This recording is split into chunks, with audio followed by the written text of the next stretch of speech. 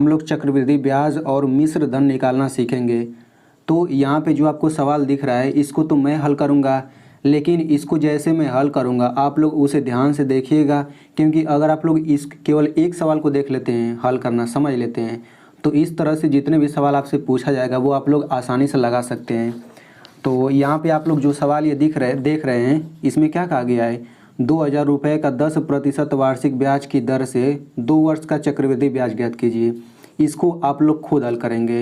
हो सकता है आपको ये कठिन लग रहा हो, लेकिन जब आप लोग इस प्रश्न को अच्छे से समझ लेंगे तो फिर ये बड़े आसानी से आप लोग लगा लेंगे। तो चलिए हम लोग सबसे पहले इस प्रश्न को हल कर लेते हैं। तो देखिए इस प्रश्न में कहा गया है 4000 रुपये का 10% वार्षिक ब्याज की दर से 3 वर्ष का चक्रवृद्धि ब्याज ज्ञात कीजिए। तो देखिए इस प्रश्न में हमसे चक्रवृद्धि ब्याज पूछा गया है, तो सबसे पहले हमें सूत्र पता होना चाहिए, तभी तो हम लोग लगा पाएंगे सवालों को। तो देखिए सूत्र क्या होता है, हम लोग इसको हल करने के लिए केवल 2 सूत्र पता होना चाहिए हमें। उन दोनों सूत्रों के उपयोग से हम लोग यहाँ पे चक्रवृद्धि ब्याज निकाल सकते हैं। तो दोनों सूत्र कौन कौन सा है, देखिए पहला सूत्र क्या है, चक्रवृद्धि ब्याज बराबर होता है ए माइनस पी। ए जो होता है मिश्र धन होता है और पी जो होता है मूलधन होता है। तो चक्रवृद्धि ब्याज बराबर होता है मिश्र धन माइनस मूलधन। तो आपको ये पहला पता होना चाहिए। दूसरा सूत्र ये पता होना चाहिए, ए बराबर पी कोष्टक में 1 + r/100 पूरे पर n घात। तो इन दोनों सूत्रों में सबसे पहले ए और पी क्या है, आर क्या है, एन का, ये सब तो पता होना चाहिए ना। तो चलिए उसे भी हम लोग समझ लेते हैं। तो देखिए ए जो होता है मिश्र धन होता है और ए का फुल फॉर्म होता है अमाउंट, ठीक है ना, इसीलिए इसको ए से दिखाते हैं मिश्र धन को। और पी का मतलब होता है मूलधन और इसका इंग्लिश मतलब होता है प्रिंसिपल, इसीलिए इसको कैपिटल पी से दिखाते हैं। अब आर जो होता है ना दर होता है, इसको हम लोग रेट कहते हैं। अब यहाँ पे देखिए एन जो होता है वो समय होता है, ठीक है ना। यहाँ पे देखिए एन के लिए कोई इंग्लिश वर्ड कुछ होता नहीं है जिसका मतलब समय होता हो, तो इसीलिए किसी किसी किताब में यहाँ पे एन की जगह पे टी रहता है। तो टी अगर रहेगा तो टी का मतलब टाइम हो जाएगा, ठीक है ना। अब यहाँ पे देखिए C.I. इसका मतलब होता है चक्रवृद्धि ब्याज, यानी कि चक्रवृद्धि ब्याज को शॉर्ट में लिखने का तरीका होता है C.I. और इसका फुल फॉर्म क्या होता है, कंपाउंड इंटरेस्ट। देखिए यहाँ से C ले लिया गया है, यहाँ से I, तो CI हो गया है। तो यहाँ पे अगर हम लोग यहाँ पे सूत्र बनाना चाहें हिंदी में तो क्या हो जाएगा, चक्रवृद्धि ब्याज बराबर मिश्र धन माइनस मूलधन। और यहाँ पे ये सूत्र क्या हो जाएगा, मिश्र धन बराबर मूलधन कोष्टक में 1 + दर/100 और पूरे पर घात समय।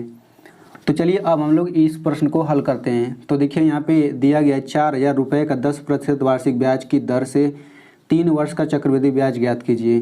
तो यहाँ पे आप लोग जब भी सवाल हल करेंगे ना, तो जो चीज़ आपको दिया रहता है उसे सबसे पहले लिख लेते हैं, ठीक है ना।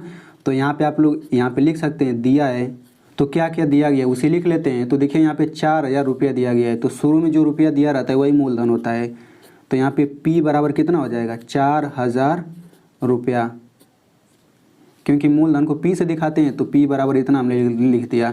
अब देखिए जो ये परसेंट वाला होता है ना, यही दर होता है। देखिए यहाँ पे दर शब्द दिया गया है, तो ये जो परसेंट वाला होता है यही दर होता है, यानी कि R बराबर कितना दिया गया है, R बराबर 10% दिया गया है। अब यहाँ पे समय दिया गया है 3 वर्ष, तो यहाँ पे N बराबर लिख लेंगे 3 वर्ष, ठीक है। अब देखिए हमें क्या कहा गया, हमें कहा गया चक्रवृद्धि ब्याज ज्ञात करने के लिए। और चक्रवृद्धि ब्याज का सूत्र क्या होता है, देखिए चक्रवृद्धि ब्याज का सूत्र होता है A माइनस पी, यानी कि मिश्र धन माइनस मूलधन। तो देखिए हमें मूलधन तो पता है 4000 रुपये, बस हमें मिश्र धन नहीं पता है। तो हम लोग सबसे पहले देखिए चक्रवृद्धि ब्याज निकालने के लिए सबसे पहले हम क्या करेंगे, मिश्र धन ही निकालेंगे, क्योंकि मिश्र धन निकाल लेंगे तो मिश्र धन में से मूलधन घटा देंगे तो हमारा ब्याज आ जाएगा।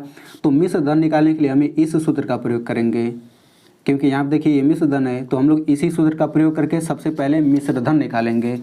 तो यहाँ पे चलिए हम लोग सूत्र लिख लेते हैं। तो A बराबर हो जाएगा P कोष्टक में 1 + r/100 और ये n घात हो जाएगा। अब इसमें हम लोग सभी का मान रख लेते हैं। तो A बराबर हो जाएगा, देखिए P बराबर कितना है, 4000 रुपये, तो हम केवल 4000 रखेंगे, ये हो गया 4000। कोष्टक में 1 + r की जगह पे क्या रखेंगे, केवल 10 रखेंगे बटा 100, और यहाँ पे n की जगह पे क्या रखेंगे, 3 रखेंगे। तो यहाँ पे आप लोग देखिए जब भी आप मान रखेंगे ना तो केवल संख्या रखेंगे। जैसे देखिए P के जगह पे हमने केवल 4000 रखा, ये रुपया नहीं रखा। R के जगह पे इसमें केवल 10 रखा, ये परसेंट वाला चिन्ह नहीं रखा। N की जगह पे केवल 3 रखा, वर्ष नहीं रखा, ठीक है ना। तो केवल हम संख्या रखते हैं। अब इसके बाद हम लोग क्या करेंगे, अब इसको हम लोग हल कर लेते हैं। तो देखिए जैसे ही आप लोग सभी का मान रखेंगे वैसे ही यहाँ पे देखिए यहाँ पे बटा आ जाएगा। तो हम लोग यहाँ पे ये बटा वाला जो है ना इसको हम लोग अलग से हल कर लेते हैं 10/100। यानी कि जब भी आप लोग मान रखेंगे तो यहाँ पे जो बटा में आएगा उसको आप लोग अलग से हल कर लीजिएगा, मतलब काट पीट के एकदम छोटा कर लीजिए। तो 1 शून्य से 1 शून्य कटा कितना आ जाएगा, 1/10 आ जाएगा। तो अब हम लोग अगला स्टेप में इसको हटा करके 1/10 रखेंगे। मान लीजिए अगर r बराबर 5 रहता तो ये 5/100 आ जाता। तो 5 एकम 5, 5 दूना 10, 20 बार में कट जाता है तो 1/20 आ जाता है। तो हम अगला स्टेप में इसको हटा करके 1/20 रखते हैं। तो यहाँ पे चलिए अगला स्टेप क्या हो जाएगा, a बराबर हो जाएगा 4000 कोष्टक में 1 प्लस, और यहाँ पे इसके जगह पे कितना रखेंगे 1/10, क्योंकि कट पीट के इतना ही आता है। तो ये हो जाएगा 1/10 और पूरे पर 3 घात है तो हम यहाँ पे 3 घात लिखेंगे। अब इसके बाद अगला स्टेप क्या करेंगे, देखिए मैं आपको बताता हूँ। ये हो जाएगा 4000 कोष्टक में। अब जब ये कट पीट के छोटा आ जाएगा तो हमें यहाँ पे ऐसे तिरछा गुणा करना रहेगा। ऐसे तिरछा यहाँ पे गुणा कर देंगे और यहाँ पे इसको जोड़ देंगे। इस 10 का हम लोग ऐसे गुणा कर देंगे, जो आएगा उसमें ये ऊपर वाला जोड़ देंगे। तो 10 एकम 10 हो जाएगा और ये ऊपर वाला जोड़ेंगे 11। तो जो आएगा यहाँ पे ऊपर लिखेंगे और नीचे ये 10 का 10 रहेगा, फिर यहाँ पे 3 घात। ठीक है ना। देखिए मैंने कैसे किया, जो नीचे संख्या रहेगा इसका गुणा हम लोग इसमें कर देंगे, और चूंकि यहाँ पे प्लस है तो हम ये ऊपर वाला जोड़ लेंगे। तो 10 एकम 10 हो गया और ये 11 बटा ये नीचे वाला तो 10 का 10 ही रहेगा। अब इसके बाद हम लोग क्या करेंगे, देखिए तो यहाँ पे देखिए यहाँ पे गुणा का चिन्ह रहता है। तो ये हो जाएगा 4000, मतलब छुपा रहता है लेकिन यहाँ पे गुणा ही रहता है। तो 4000 हो गया, फिर गुणा। अब देखिए 11/10 पूरे पर 3 घात है, तो जितना घात रहता है उतनी बार हम लोग गुणा करते हैं। तो 11/10 का हम 3 बार गुणा कर देंगे। 11/10 गुणा 11/10 गुणा 11/10। अगर मान लीजिए यहाँ पे 2 अगर रहता है तो हम 11/10 का 2 ही बार गुणा करते हैं, ये तीसरा वाला नहीं लिखते हैं। अगर यहाँ पे 4 घात रहता तो हम 4 बार गुणा करते हैं। तो देखिए अगर यहाँ पे n बराबर समय अगर 2 वर्ष रहता तो यहाँ पे 2 घात आ जाता, तो हम यहाँ पे केवल 2 ही बार गुणा करते हैं। ठीक ना। अब इसको हम लोग कैसे हल करेंगे, तो देखिए यहाँ पे एक रूल होता है कि जब भी भिन्नों का गुणा रहे, चाहे संख्याओं का गुणा रहे, चाहे भिन्नों और संख्याओं दोनों का गुणा रहे, तो नीचे वाली को हम ऊपर वाले के साथ काट सकते हैं और ऊपर वाले को नीचे वाले के साथ काट सकते हैं। सीधा सीधा कभी नहीं काट सकते हैं। तो देखिए 10 नीचे है, 4000 ऊपर है, तो यहाँ पे 1 शून्य से 1 शून्य कट जाएगा, 1 शून्य से 1 शून्य कट जाएगा।